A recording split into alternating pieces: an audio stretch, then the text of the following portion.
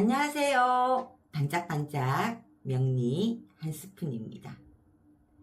이번 이야기는 편인입니다. 명리에서 편인은 자기 밥상을 없는다고 해서 편인 도식이라며 겁을 주기도 합니다.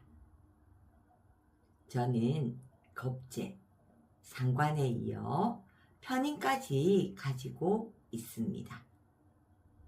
좀 살벌하지요.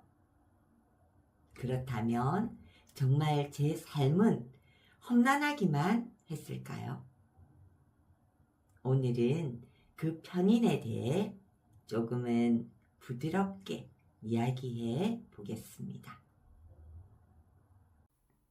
편인은 독특한 매력을 가진 십신입니다.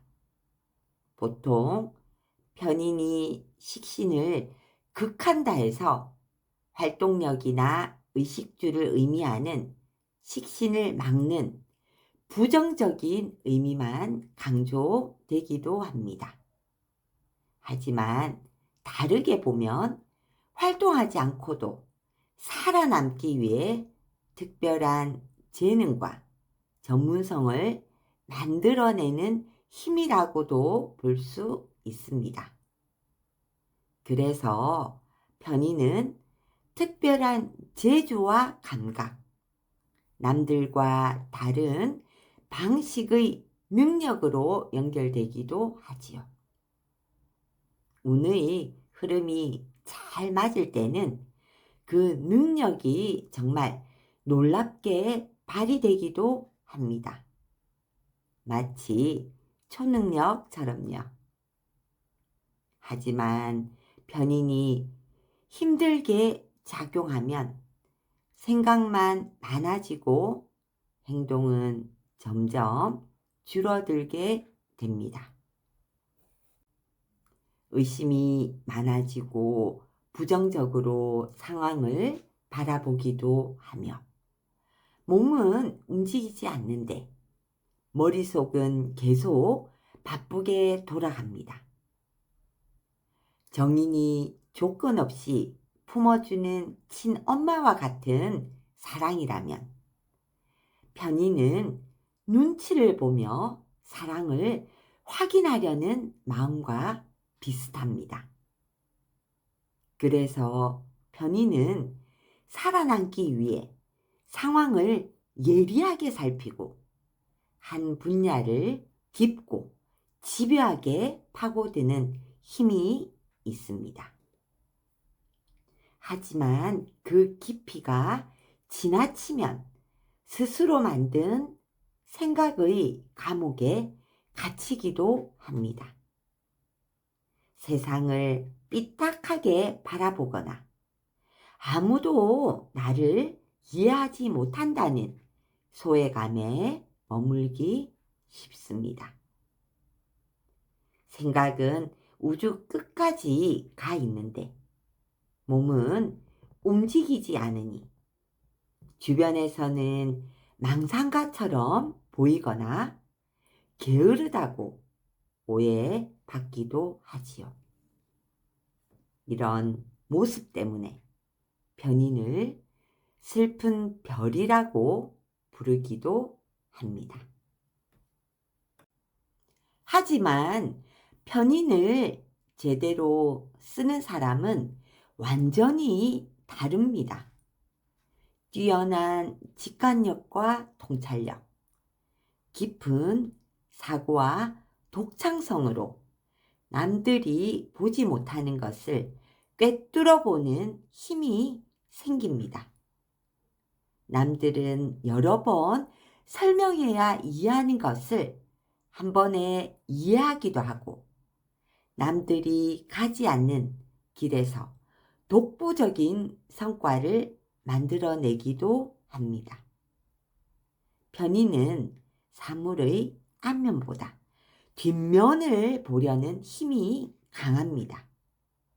그래서 패턴을 읽고 깊이 탐구하며 자신의 노하우와 기술을 만들어 냅니다.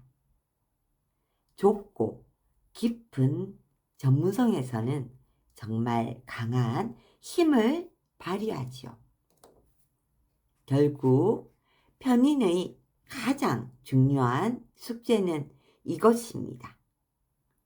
내 머릿속의 복잡한 생각과 그림을 어떻게 세상 밖으로 꺼낼 것인가. 그 고민이 해결되는 순간 편인은 더 이상 슬픈 별이 아니라 세상을 조금 더 앞서 바라보는 선구자의 별이 될 수 있습니다. 이렇듯 모든 이치는 장점과 단점이 함께 움직입니다. 그래서 장점은 살리고 단점은 알기에 조심하며 순화시키는 노력이 필요합니다.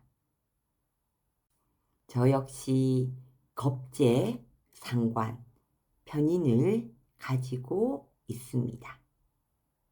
그래서 저는 겁재가 강해질 때 결과와 인정에만 집착하고 있지 않은지, 상관으로 관계와 질서를 거칠게 밀어내며 상관, 경관으로 가고 있지 않은지, 편인의 깊은 생각 속에 갇혀 몸을 움직이지 않고 있지는 않은지를 돌아보게 되었습니다.